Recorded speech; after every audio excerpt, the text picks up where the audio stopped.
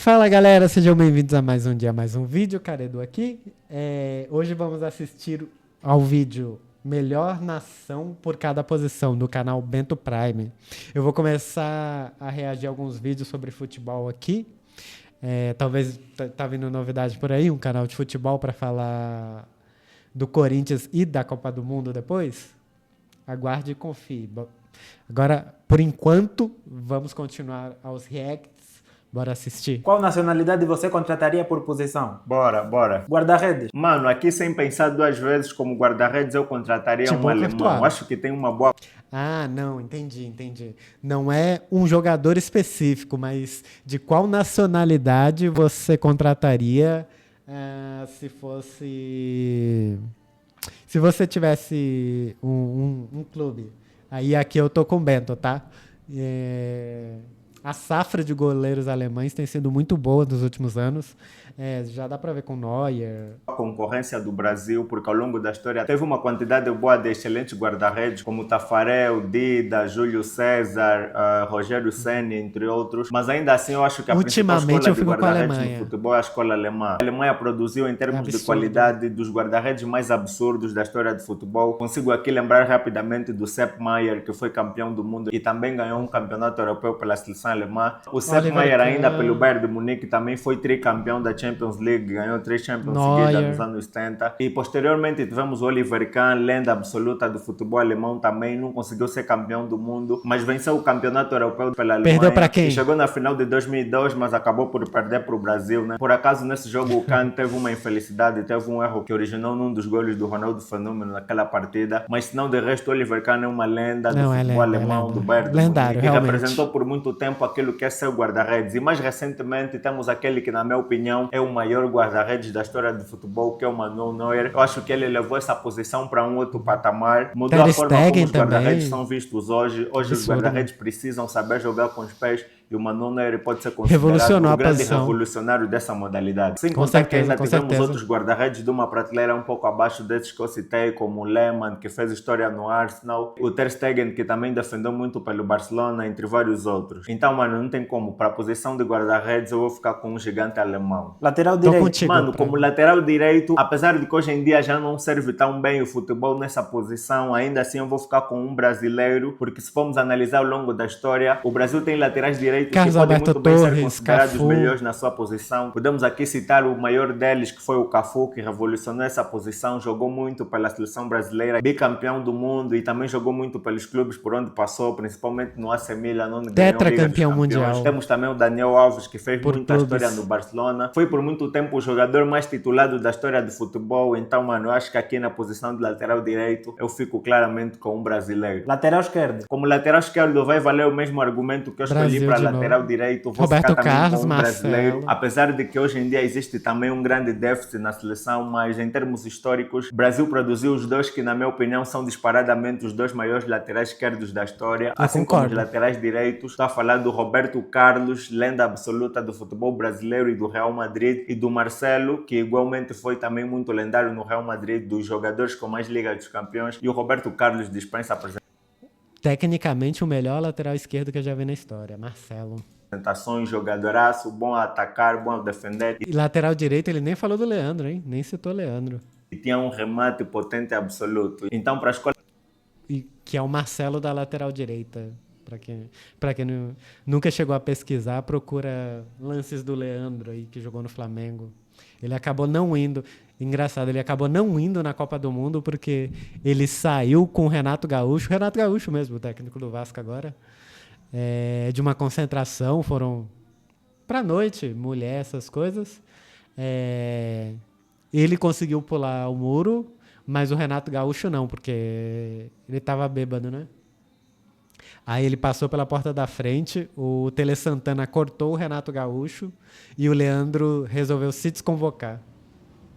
Uma pena, jogava muito. De laterais esquerdos também E acho não que foi em nenhuma 80 nação supera o 82, eu Brasil, acho. apesar de viver um momento não tão bom atualmente. Centrais. Acho que quando se fala de defensores, quando se fala de futebol defensivo, todo mundo lembra da Itália. Então comigo não vai ser diferente. Eu Eu acho que colocaria a os dois Itália, da ao longo Itália. da história do Absurdo. futebol, produziu os zagueiros mais insanos que já se viram. Podemos falar lá atrás de Franco Baresi, dos maiores jogadores italianos da história e também dos maiores Maldini. centrais da história do futebol. Depois podemos falar de Paolo Maldini, que muitas vezes jogou como lateral, mas também é muito reconhecido aqui, pela sua 100%, habilidade viu, na Beto? zaga. É muito técnico, líder nato, ele é a cara do AC Milan, é a cara do futebol italiano. Podemos ainda citar muitos outros, como Alessandro Nesta, que fez uma dupla muito boa com o Maldini no AC Milan. E só para vermos o quão a Itália é uma excelente escola de centrais, eles têm o único central a ganhar uma bola de ouro, que foi o Cannavaro em 2006, quando a Itália foi campeã do mundo. Ele teve uma atuação brilhante, que lhe rendeu o título de melhor jogador do mundo, mesmo jogando como zagueiro. E se pudermos puxar um pouco mais recentemente no futebol moderno, temos o Chiellini, que foi um excelente central, Bonucci, agora temos o Bastoni. Mano, eu acho que nenhuma nação vence a Itália no quesito defensivo. Volante. Mano, como volante, acho meio equilibrado. Tivemos excelentes volantes em várias nações, como o próprio Brasil, a Espanha. Mas quando se fala em volante no futebol, eu acredito que os franceses, a escola francesa, é a que mais se destaca nesse quesito. Ai, cara. Aqui é a primeira posição que eu discordo do Bento. Eu acho que em primeiro volante eu escolheria a Espanha, porque tem Busquets, tem Rodri, tem Xavi. Então, eu até entendo ele colocar a França aqui como primeiro volante, mas eu prefiro a Espanha. Talvez ele até coloque, né, outro do lado aqui, mas eu ainda acho que é a Espanha. Principalmente quando se fala de volante raiz, aquele jogador muito físico e também técnico ao mesmo tempo. Podemos aqui citar Claudio Makelele, que fez história no Chelsea, no Real Madrid, assim como na seleção francesa. Patrick Vieira, N'Golo Kanté mais recentemente. Até mais lá atrás, o próprio Didier Deschamps, que agora é o treinador da seleção francesa, também foi um excelentíssimo volante. Fez parte da geração de ouro francesa, que conquistou o campeonato do mundo em 98 e também conquistou um campeonato da Europa. Então, mano, apesar de reconhecer que pode haver alguma concorrência, como um volante ainda fico com o francês. Também temos o Zinedine Zidane, apesar de que ele não era um 5. Calma aí, não era volante, ele tem que ser... Apesar de usar 5, ele tem que ser como meia aqui. O Nato jogava mais como 6. Eu acredito que como volante ele também conseguiria sair-se bem, mano. Para mim a França é uma referência nessa posição. Médio de ligação. Mano, aqui eu acredito que até antes do ano de 2010 teria uma batalha acirrada entre a escola alemã, holandesa e talvez a brasileira. Mas na minha opinião no futebol surgiu uma potência muito grande que eliminou praticamente toda a concorrência no que se diz respeito à posição de médio de ligação. Eu estou a falar da escola espanhola. Mano, o que a Espanha... Então ele vai colocar Busquets, Xabi Alonso, quem mais? Xavi, todo mundo nessa posição aqui, né? Produziu de excelentes médios centros nas últimas 2 décadas, foi brincadeira. Podemos aqui... Atualmente, para mim, o melhor da posição é da Espanha, que é o Pedri. Aqui citar Xavi Hernández, Andrés Iniesta, Xabi Alonso, Cesc Fábregas. O Iniesta jogava mais como um meia também, né? Entrando na área, ele era mais ofensivo, né?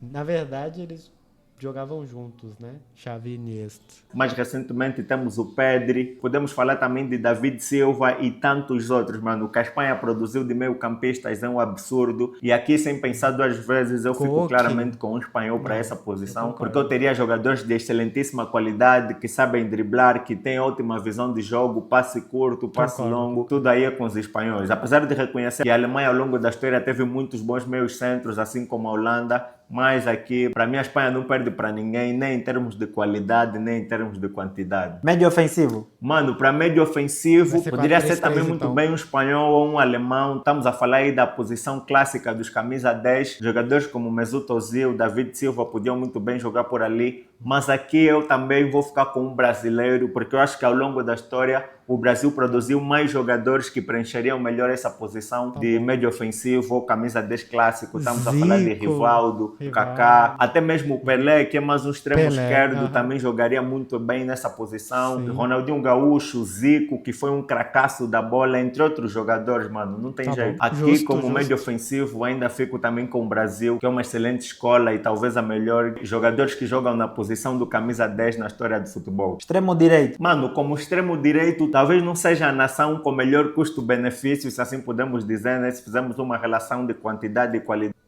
Mas vai botar a Argentina por causa do Messi, né? Tem que ter alguém da Argentina. Mas por ter produzido dois monstros que estão Messi, no top Maradona. 3 de maiores jogadores da história do futebol, eu vou colocar a escola argentina. Para mim, a Argentina é a nação que produziu os mais insanos extremos direitos que a história do futebol já nos apresentou. Estou a falar de Diego Armando Maradona e Lionel Messi. Mano, falar que dois gênios dessa categoria saíram da mesma nação é um absurdo total. Só o Brasil, em termos de história, em termos de futebol, pode proporcionar situações do gênero. Né? O Brasil é uma nação que produz gênios para tudo quanto é posição, mas aqui ainda vou ficar com a Argentina, porque eu acho que nenhum extremo direito que o Brasil produziu chega ao patamar de Lionel Messi e Diego Armando Maradona. Também temos outros jogadores não tão insanos quanto esses dois, mas que também foram excelentes, como Ángel Di Maria, Paulo Dybala, entre vários outros. Aqui fico com a Argentina claramente. Extremo esquerdo. Mano, como extremo esquerdo, aqui também não preciso pensar duas vezes. Acho que é a posição mais unânime, Portugal, que estamos a falar da posição dos dribladores natos, de jogadores que vão no 1 contra 1, joga bonito. Aqui. Que aí ele vai botar Neymar, vai botar quem mais? Eu estou a falar do Brasil. Aqui é disparado também a melhor nação. Estamos a falar de Neymar Júnior, o próprio Pelé, Rivelino, o próprio Ronaldinho Gaúcho. Agora, mais recentemente, temos também o Vini Júnior, que é dos principais jogadores da atualidade. Robinho, entre tantos outros extremos esquerdos que já apareceram no futebol mundial. Aqui, sensível. E para mim é Brasil de longe. Ponta de lança. Mano, como pontas de lança, aqui vou fazer uma menção honrosa à escola holandesa. Eu acho que bom, Van Basten, Van Nistelrooy, realmente. a Holanda ao longo dos anos produziu excelentes pontas de lança. Podemos Memphis Depay. Aqui citar Marco Van Basten, que é considerado dos maiores avançados da história do futebol, Robin Van Persie, Van Nistelrooy, entre outros. Mas aqui também eu vou ficar com a escola brasileira, porque eu acho que produziu muitos fenômenos nessa posição. Estamos a falar daqueles que são de forma unânime os maiores avançados da história do futebol, como Ronaldo Fenômeno, Romário. Temos aí também Adriano Imperador, que teve uma carreira curta, vimos pouco do seu prime, mas ele jogava um absurdo no auge. Então, mano, eu acho que na posição de avançado, o Brasil também é uma referência máxima. Essas, na minha 1, 2, 3, 4, 5 brasileiras. Talvez a gente saiba jogar esse jogo, hein? Talvez, assim. Opinião, são as melhores nações para cada posição no futebol. Para toda a gente que nos assiste, deixa um like no vídeo, deixa um comentário se concordas ou discordas dessa lista e principalmente se inscreva no canal para nos ajudar a crescer. Deixa um like no vídeo, deixa eu deixar o like para um comentário. Vou comentar depois. Gostei bastante desse vídeo. Do exercício mental, né? Porque ele não pegou o melhor da posição, apesar da ponta direita ser por isso, porque os melhores da posição estão da Argentina, ele pegou meio que... e no caso às vezes bate, né? Porque o melhor zagueiro pela esquerda era o Maldini, e acabou sendo Portugal e tal. Mas ele fez com que... Qual nação que gerou mais jogadores dessa? Eu não vou fazer um vídeo igual, porque eu pensei igual a ele, mas talvez eu faça shorts na época da Copa do Mundo, listando o melhor de posição. Por exemplo, vai ter jogo vão ter jogos do Grupo A nesse dia. Então vou listar os melhores goleiros os goleiros do Grupo A entre os 4 e elejo um, por exemplo. E aí e falo. Aí no Grupo B, aí eu vou para lateral direito. Grupo C, vou pelo zagueiro central. Grupo D e assim por diante. Aí depois o grupo A já vai ser outra posição. E aí sucessivamente. Bem, galera, esse foi o vídeo de hoje. Não esquece de curtir, compartilhar e se inscrever no canal. Comenta aqui embaixo se vocês gostaram desse formato. Vem novidades aí sobre futebol. Falou!